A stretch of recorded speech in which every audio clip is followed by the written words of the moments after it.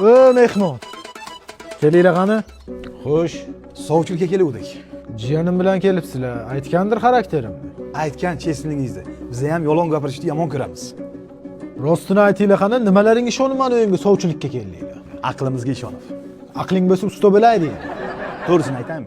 Xolmurod sizni boyligingizga ega bo'lmoqchi. Vo, rostgo'yliging yo'q-da. Rahmat. Men qizimni erka qilib katta qilganman. Mani qizim bola chaqa, ro'zg'or ishlarini eplolmaydi.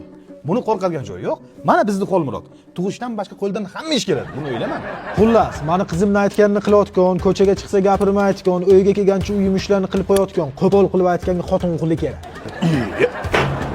Biz ahmoq qilyapsizmi boy aka? Biz ham shuni oldindan bilganimiz uchun kelyapmiz-da. Rahmat. Hozircha bo'lajak yo'q, maydaroq bizneslarimni yuritib turish kerak. Qaysi biznesingiz boy aka? Bu mani bizneslarimdan bittasi. Jartepada qurilayotgan 10 gektarlik maydonda 30 million dollarlik loyiha Jahon Optim bozori bo'lishi kutilmoqda. Bu bozorga Tojikiston va O'zbekistondan kirish imkoniyati bor.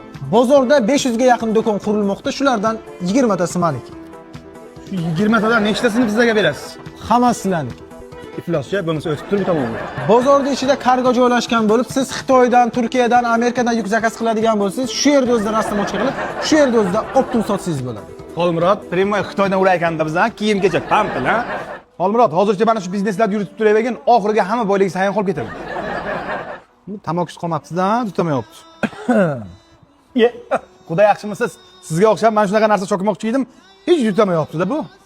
Bu senga cho'kadigan narsa emas. Nima bu?